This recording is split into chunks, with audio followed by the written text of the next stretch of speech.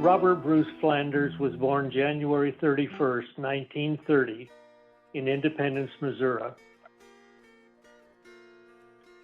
Bob was preceded in death by his father Roland and his mother Lillian. Loving husband to Sally Harding Flanders for 68 years, the two met while students at Graceland College.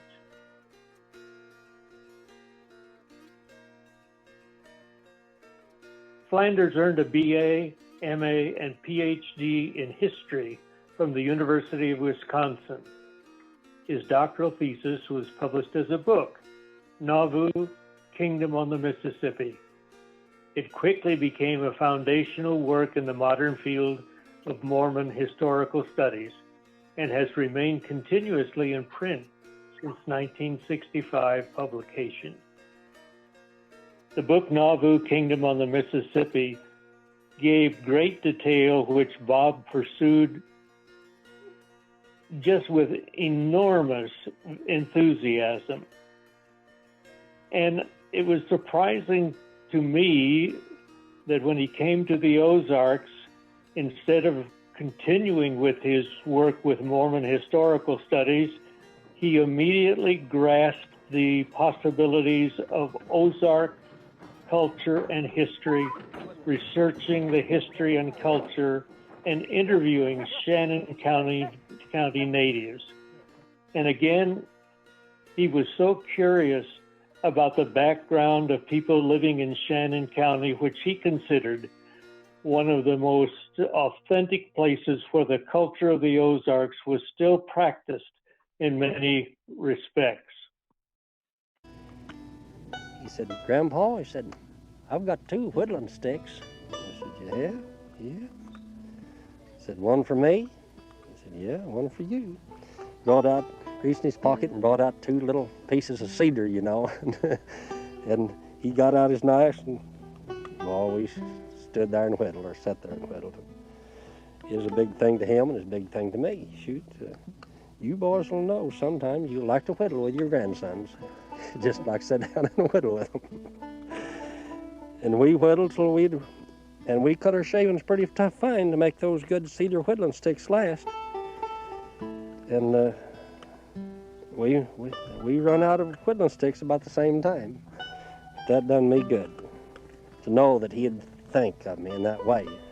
"Grandpa brought you a whittling stick, or brought 2 whittling sticks." Yeah, I liked it.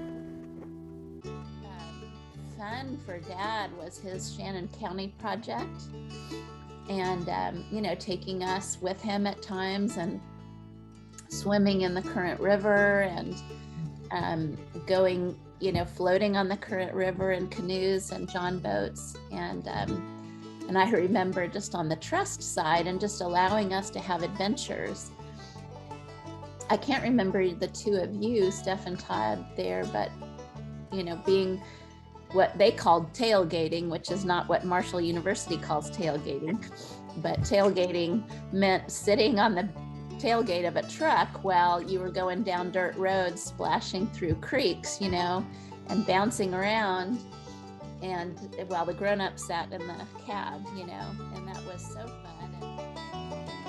Another trip that's just an all-time favorite of mine is our trip that was completely spontaneous. It was over a Christmas break, and at breakfast one morning, he just said, "Okay, everybody, after breakfast, go pack your bags. We're going to New Orleans." And so we did. We packed up and led the car and headed to New Orleans. And stayed in the French Quarter and had Cajun food and beignets for breakfast and fed pigeons in the park and just had these extraordinary experiences.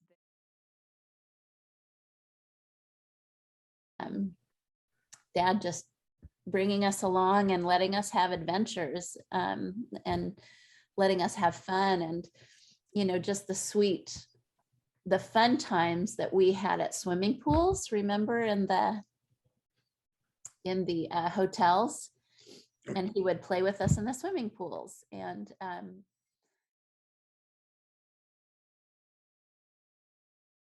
a memory that I have that is kind of a comprehensive reflection on my life's relationship with Dad was a trip we took together to Utah in 1976. But it was a cross-country drive where it was just Dad and me. And at age 12, I was getting more intellectually interested in things. And of course, that was exciting to Dad. So anyone who knows Bob Flanders knows that he would have taken many, many opportunities to share knowledge, insights, and thoughts about everything we did and everything we saw. And that ranged from history to geography to geology to his great wonderment of the beauties of mountains and gorges and deserts.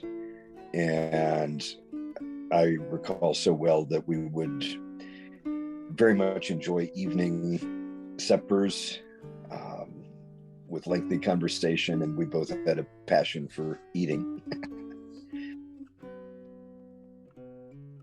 Flanders was professor of history at Graceland College, Ohio State University at Mansfield, and for 27 years at Missouri State University, where he chaired the history department for nearly a decade. At Missouri State, he founded and directed the Center for Ozark Studies. Its journal, Ozarks Watch, is still being published.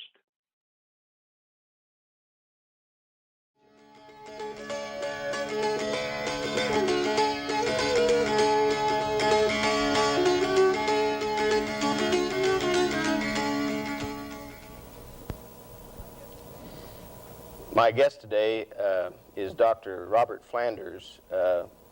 He is the chairman of the Department of History, and Dr. Flanders is an American historian. His special interest is in American intellectual history and American religious history. I have asked him to speak on the question of when the Ozarks were settled, by whom they were settled, and also why they were settled. So where would you like to start on this? Well, I'd like to say a word about settlement first. The Ozarks is still being settled. Dr. Rafferty, I know, is an immigrant into the Ozarks, and so am I. Dr. Rafferty is from Kansas, and I'm from a different part of Missouri, and we're Ozark settlers. And the Ozarks has been in the process of settlement for 150 years. What we're talking about, of course, is first settlement, which is a particularly important kind of settlement, but we should note just in passing that settlement is a continuous process, and I suspect Dr. Rafferty will be talking about that in other connections. Flanders also served for many years with the Missouri Alliance for Historic Preservation, writing numerous nominations for Missouri landmarks to be selected for the National Registry of Historic Places, notably the Gilloy's Theater.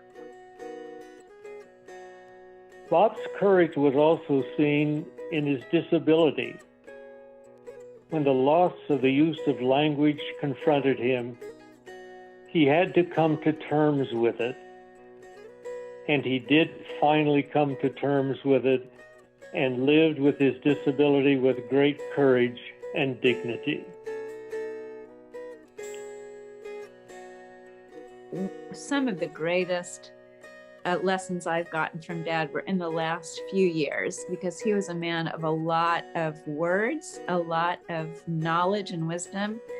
And with his stroke in the last years of life, the ability to communicate was taken from him, the ability to communicate with words. But he taught me a way of communicating that really spoke volumes more than the words could have.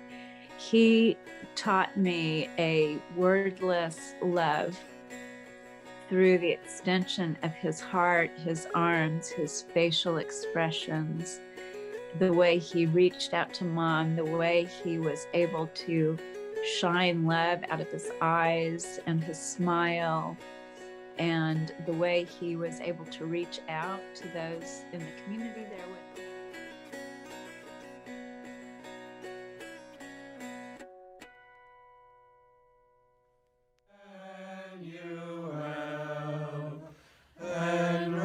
Some captive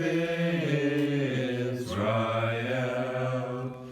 Babylon's in lonely exile here, until the Son of God appears. Rejoice, rejoice, Emmanuel shall come to